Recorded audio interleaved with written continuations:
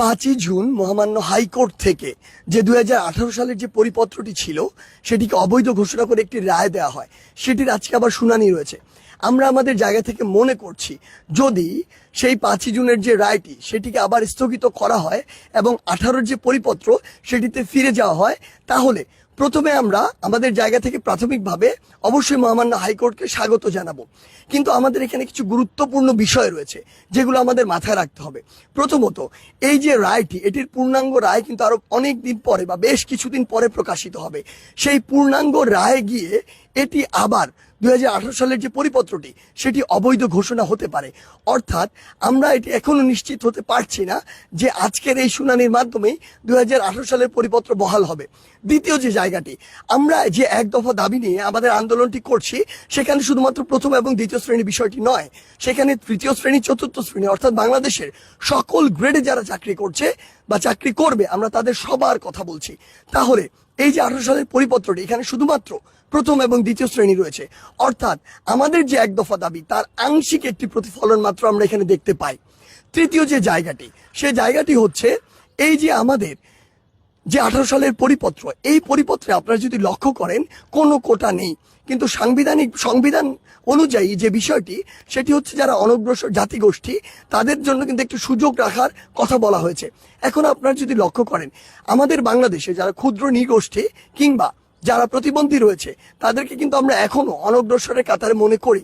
তাহলে একজন মুক্তিযোদ্ধা পরিবারের সন্তান রিট করে যখন 18 সালের ওই পরিপত্রটি অবৈধ হয়ে যায়, তাহলে সামনে যে বাকি যে দুইটি গোষ্ঠী রয়েছে তাদের মধ্যে কেউ রিট করবে না, কিংবা রিট করে সেটিকে আবার হাইকোর্টের মাধ্যমে অবৈধ ঘোষণা করা হবে না, এর কিন্তু নিশ্চয়তা নেই।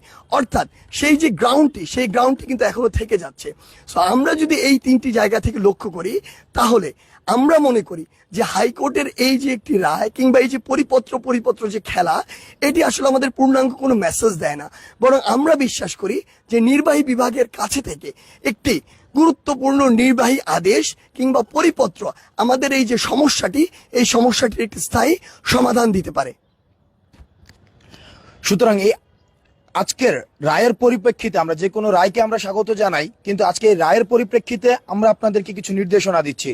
প্রথমত যে নির্দেশনাটি সেটি হচ্ছে যে আমরা আজকে কেন্দ্রীয় নির্দেশনা না আসা পর্যন্ত আমরা আন্দোলন স্থল ত্যাগ করব না, প্রথমত।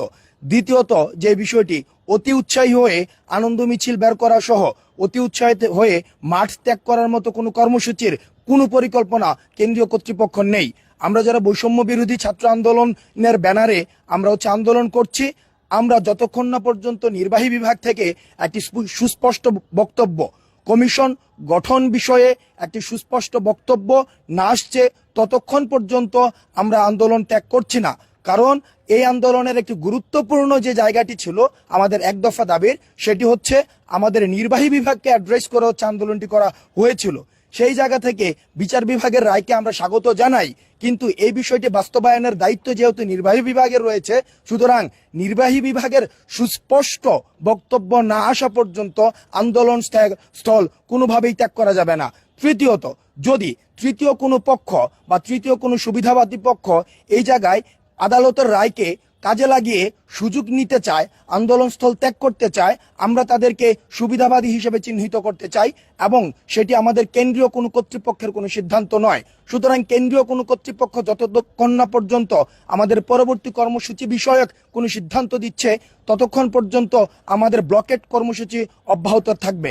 এবং সারা বাংলাদেশের ছাত্রদেরকে আমরা নিশ্চিত করতে চাই, আমাদের যে মূল দাবিটি ছিল সকল গ্রেডে বৈষম্যমূলক ও অযৌক্তিক কোটার যৌক্তিক সংস্কারের সুস্পষ্ট নির্দেশনা, কমিশন গঠনের সুস্পষ্ট নির্দেশনা না আসা পর্যন্ত আমরা মাঠে থাকব, ততক্ষণ পর্যন্ত আমরা মাঠে থাকব। এবং আপনাদের যে আমাদের প্রতি যে বিশ্বাসটি জন্মেছে এবং এই বিশ্বাসের ধারাবাহিকতা অব্যাহত থাকবে। পরবর্তীতে আন্দোলন নিয়ে আমাদের যে নির্দেশনাগুলো, সেই নির্দেশনাগুলো দিচ্ছে আসিফ মাহমুদ। আজকের কর্মসূচি নিয়ে আমাদের সুস্পষ্ট কিছু নির্দেশনা রয়েছে। তার মধ্যে সবচেয়ে গুরুত্বপূর্ণ হচ্ছে মেট্রো রেল আমাদের আজকের ব্লকেডের আওতা মুক্ত থাকবে এবং জরুরি সেবা, অ্যাম্বুলেন্স সহ যেসব জরুরি কাজে নিয়োজিত যেসব যানবাহন থাকবে সেগুলো আমাদের ব্লকেডের আওতামুক্ত থাকবে। যতক্ষণ পর্যন্ত পুলিশ এবং প্রশাসন আমাদের সাথে সহযোগিতাপূর্ণ আচরণ করবে, আমরাও তাদের সাথে সর্বোচ্চ সহযোগিতাপূর্ণ আচরণ করব। এবং সাংবাদিকদের ক্ষেত্রে অবশ্যই তাদের পেশাগত দায়িত্ব পালনে তাদেরকে সহযোগিতা করতে হবে। সর্বোচ্চ আপনারা তাদের কার্ড দেখতে চাইতে পারেন, তবে সাংবাদিক হলে অবশ্যই তাকে সর্বোচ্চ সহযোগিতা করতে হবে। ইমার্জেন্সি যে কোনো ধরনের সেবা, অ্যাম্বুলেন্স থেকে শুরু করে ইমার্জেন্সি ঔষধ সরবরাহ, ইমার্জেন্সি বাকি সেবাগুলো আমাদের ব্লকেডের আওতামুক্ত থাকবে।